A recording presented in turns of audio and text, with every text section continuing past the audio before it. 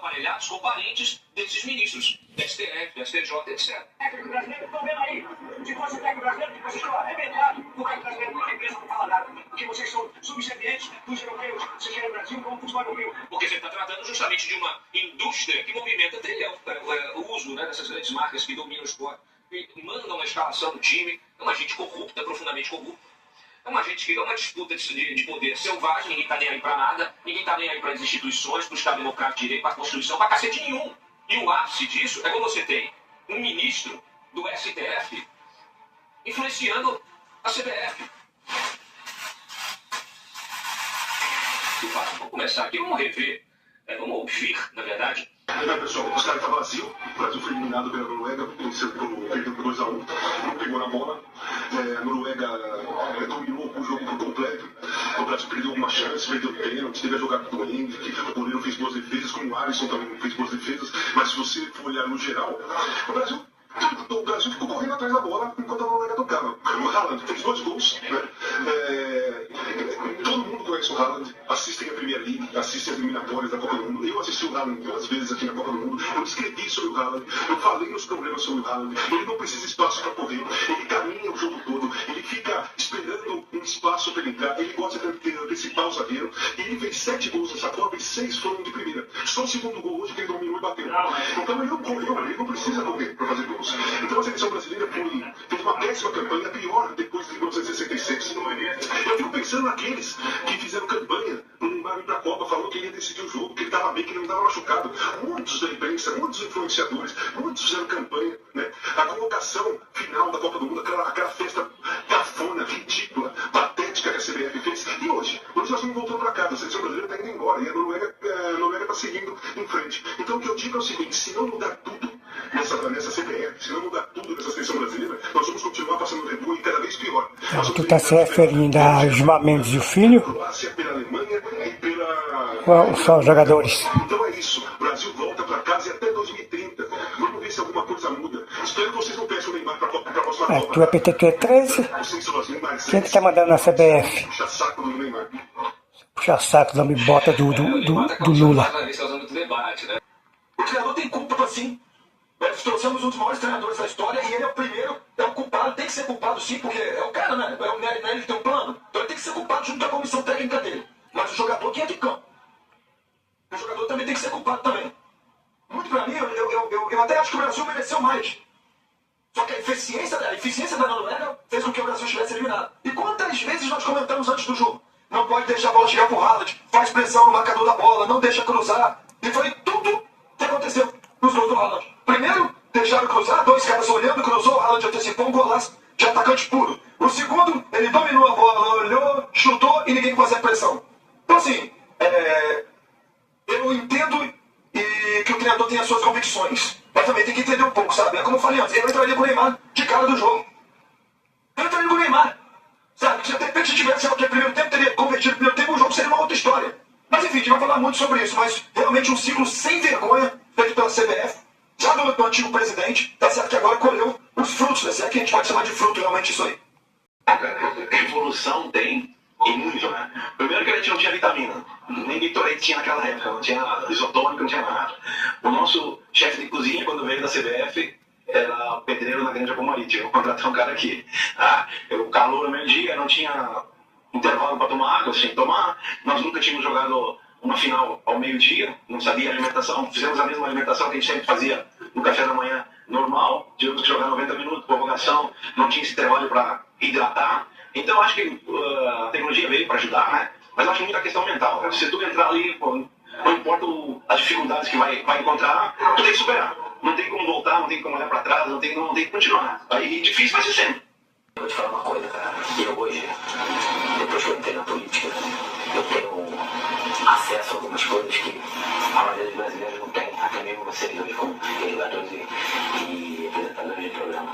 E eu vi, eu posso afirmar a vocês que o Djalma hoje não pôde ter a oportunidade de jogar na Copa do Mundo, assim como o Djalma, posso falar outros grandes jogadores, pela parte política do futebol que acontece.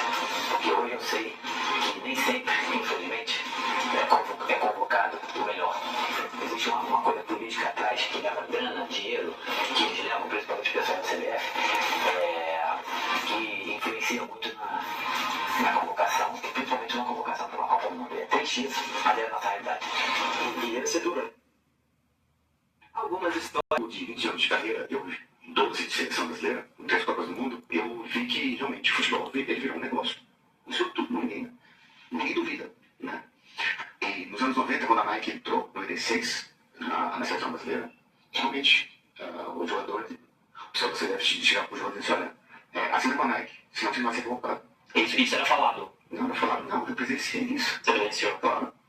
Se ela tinha uma posição há 20 anos atrás, imagine agora. É que eu não posso falar agora que eu não estou lá. Mas em 96 teve sim essa ingência. Não de escalação, de convocação. Especificando. Mas com 3, lógico. O 3 começou muito grande. Porém, o jogador dizia assim, poxa vida, o cara do CBF falou assim, se eu não assinar, eu não vou ser convocado. Se eu não assinar com a Nike, contrato com a Nike, eu não vou ser convocado para a seleção. Imaginava tão pesado o sistema. Não imaginava tão pesado o sistema. As pessoas na CBF não conseguem trabalhar, tudo é muito centralizado no Edinaldo. E as pessoas não conseguem trabalhar, as pessoas entram lá e saem, ou ficam escanteados lá. E aí foi assim, em 2 dias, 20 federações tinham respondido, uma carta padrão, todas bem padronizada, com a resposta todas parecidas. Ronaldo, pô, muito legal você se interessar em querer ajudar o futebol.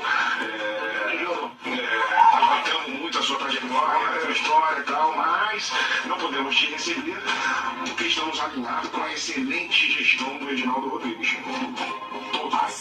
Todos estamos alinhados com a excelente gestão do Edinaldo Rodrigues. Sendo que, porra, ninguém estava alinhado nada. Inclusive, o relato é que ninguém confia em ninguém ali, naquela confusão toda ali, uma confusão danada ali. Só que, pô, as federações se encontraram numa situação que os benefícios que a CBF manda para a federação, e nesse processo eleitoral frágil, ele determina, né, cara, se você ainda tem 1 ano e meio, se você não votar em mim, cara, para de mandar os benefícios para a tua federação, em 2 meses tua porta fecha. Caraca, mano. E foi assim que é usado, né, a força de estar sentado na cadeira. E o jogo, lembrando que o Ronaldo, ele foi literalmente barrado aí de concorrer à presidência da CBF, justamente quando a gente estava naquele debate todo da interferência do Gilmar, contrato do DP, eliminado do Gilmar, permanência do boca de sapo, vagabundo, ladrão, corrupto. Eu nem sei o nome desse novo. Deixa eu ver com conhecimento pra pôr o filho lá. Quanto que tá levando aí esse bufunfa? Amante, seria a amante pra Copa. A amante ficou numa cidade e a esposa em outra. Enfim, esse é o nível hoje do nosso futebol. Bom, esse é o enredo, Ariel Alcântara. Esse é o nível hoje do nosso futebol.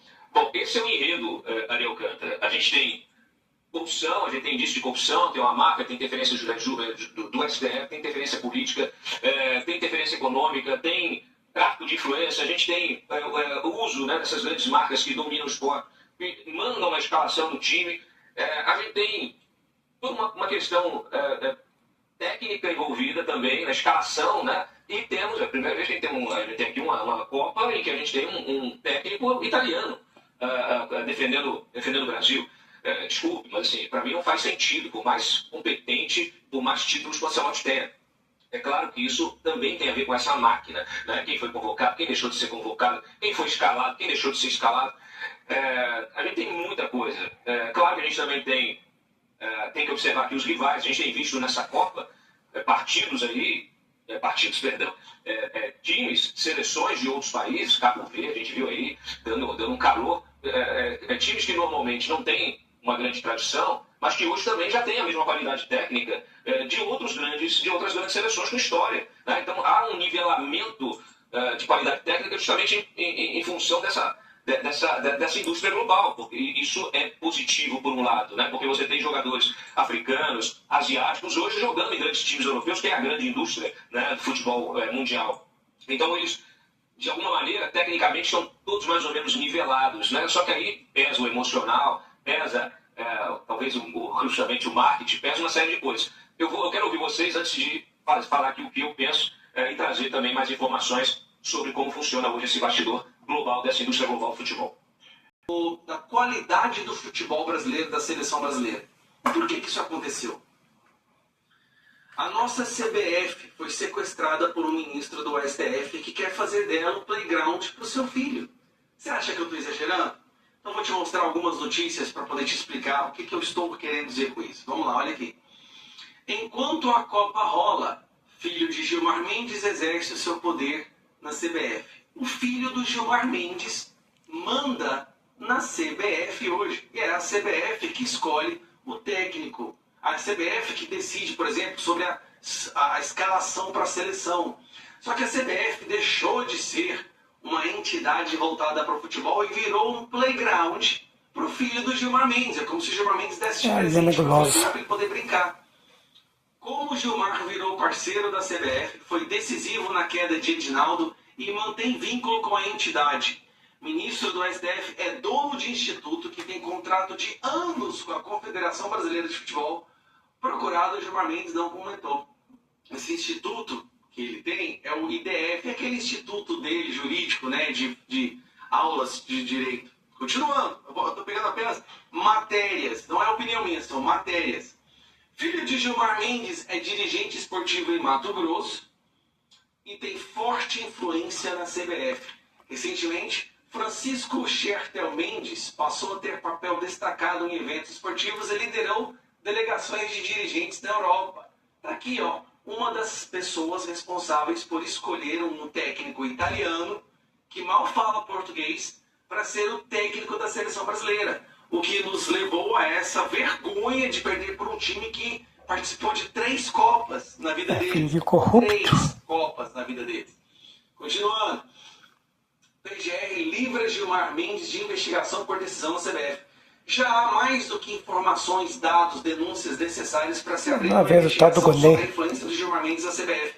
Mas chupa a bola do Lula, do Moraes. Quem lê esse Paulo Gonet não permite que essa investigação seja feita e decidiu arquivar pedido de investigação contra Gilmar Mendes por prevaricação e advocacia administrativa devido à sua atuação como relator de uma ação que tratou da disputa pelo comando da Confederação Brasileira. Ou seja, esse crime que ele estava sendo acusado aqui, ó, a advocacia administrativa, é o mesmo do Alexandre de Moraes recebendo dinheiro pela esposa dele no contrato com o Vorcaro para defender os interesses do Vorcaro.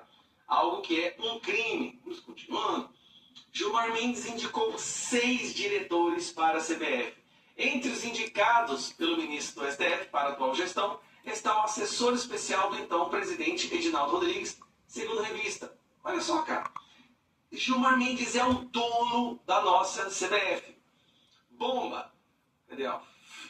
Bomba, filho de Gilmar Mendes, bate no peito e proclama: quem convocou o Neymar fui eu. Peraí, você está me dizendo que o diretor, um dos diretores, tem a autoridade de decidir. E aí, cheirador de farinha, na seleção, não é o técnico? Casa Preta. Então, é tudo um teatro aquilo ali. Você vai lá intimar o filho de Gilmar Mendes, não? Gilmar Mendes assume que foi ele quem convocou o Neymar. Agora, peraí. Batendo pau no Neymar, ele é uma petetada desde o primeiro jogo, rapaz. Quem manda não é... Você conhece esse cidadão aqui, ó. Esse cara aqui é um esquerdista, psicopata, histérico.